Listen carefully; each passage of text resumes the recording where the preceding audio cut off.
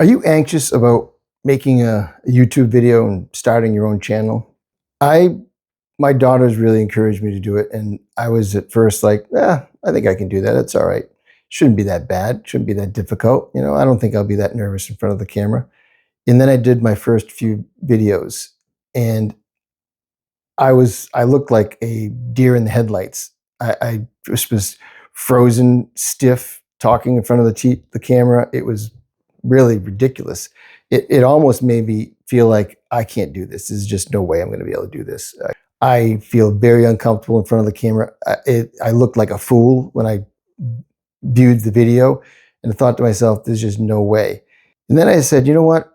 I'm going to give it another shot. I gotta try and do this." So I got the stand and the lighting setups that my daughter has. She actually left them at the house when she went back to Tampa to school, so I got a chance to use those. Maybe it was just by happenstance that she left them.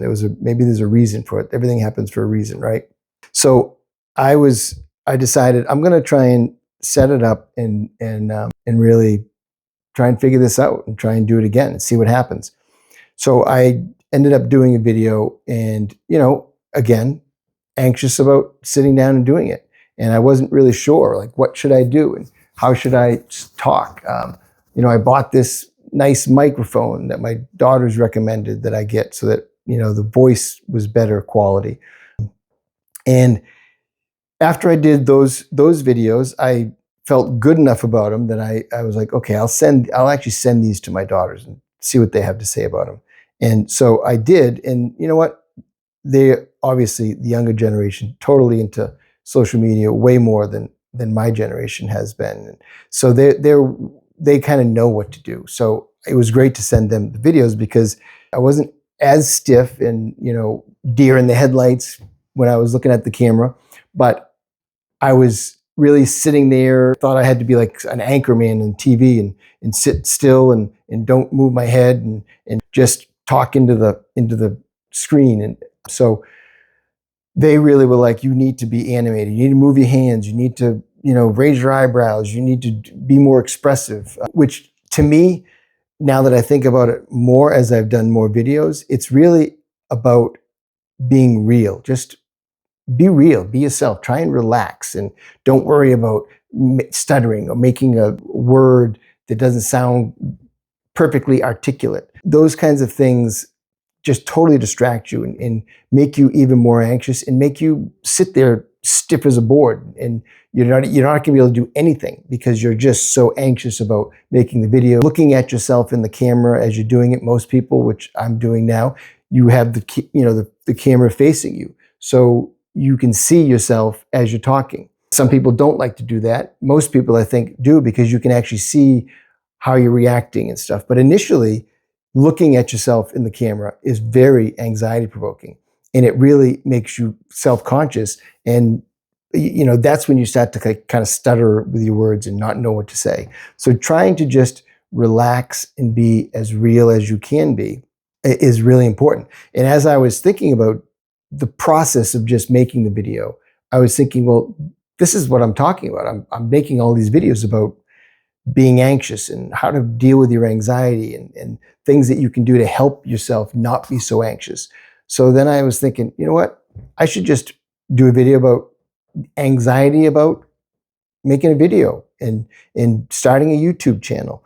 It can be very anxiety provoking, but I think the best advice that my daughters gave me was really just post it. I'd send them the video and I'd say, well, what do you think about the content? What do you think about what I'm saying? Is it important? Is it good? Are people going to find it useful? And really what they were saying to me is, you know what, just post things, just put things out there, and people will decide whether they think it's good or not. They'll decide whether they want to view it or not. But don't get caught up in making a perfect video or perfect production or saying everything just right. I've watched a couple of YouTube videos of people that instruct you on how to do these things. And almost all of them that have got all these subscribers now, they will tell you that when they first did their videos, they completely overproduced them. They spent so much time on the production of it and the lighting of it and what they were going to do and how the things that was set up. And really, all that matters is trying to get out there and doing something and putting it up there, even if it isn't like this professional movie like quality. Because most of the videos on YouTube are not that, professionally done. Some of the big YouTubers that have millions of followers, they have a whole team of people that film them and help them do things. So that's different. But the average person that is starting all these YouTube channels, which is the majority of people on YouTube now, they're just starting out and they want to do something. They want to talk about something that they know about, and they just want to get their ideas out there and see, is somebody going to find this useful? I personally feel like I wanted to do this because I have traditionally been in an office, okay? And there's only so many hours in the day. And those hours are limited. And even when I started doing the virtual sessions and stuff, you're only limited by the number of hours you can do in the week. So trying to connect with as many people as you can is very difficult. I specialize with adolescents and young adults. Psychologists are hard to come by. They're all busy. They're all booked solid. Most of them aren't taking on new patients because you can't. Like I said, there's only so many hours in a day that you can see people. So I thought to myself, how do I reach a greater audience? Well, this is the kind of thing. And I was talking to my daughters about it. It's like, well, if you want to reach a larger audience, you can do it by doing a YouTube channel. You can put your stuff out there. Anybody can listen to it. Anybody can hear it. Any strategies and tips, you can reach hundreds, thousands, millions of people if that's how many people are going to watch these things, because everybody goes to YouTube. I've done it. I've done it for years. How to wire an outlet in my house if I needed help with that. You go to YouTube, look it up. It's there. Anything you want to do, any how-to thing you want to do. And so I wanted to do like how to manage anxiety. How do you deal with anxiety? So my advice to you is do it, get in front of the camera, practice, and don't give up. You're going to definitely, the first time you do it, you're going to think, this is ridiculous. I'm ridiculous. There's no way I'm going to be able to do this. I'm just not comfortable doing it. But if you stick with it and you just try to do more and more videos, you're going to become more comfortable with it. Your anxiety it's like anxiety through exposure. You're going to be able to relax and manage your anxiety just by doing it over and over again and becoming more comfortable doing it. So if you can do that, you're going to overcome those fears and you're going to be able to just put stuff out there. And don't, like I said, best advice I got from my daughters, don't worry about the content you're putting out there. Just talk about the things that you know about. Talk about whatever it is that you want to talk about. Don't overproduce the video. Don't overthink what you're going to be doing and saying. Just do it and, send it to a few people if you want.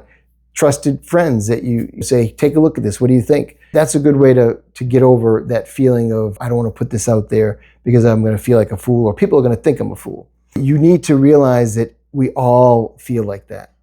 I'm sure even the top YouTubers and influencers or podcasters that got out, and when they first initially did this, they felt a little foolish. They felt embarrassed. They were uncomfortable with it until they continued to do it more. And then they ended up feeling more comfortable and being able to manage that feeling of anxiety. So just get out there, try and do it. Don't worry about being embarrassed. Don't worry about making a fool of yourself. You're going to be able to do it. The more you do it, the easier it's going to get.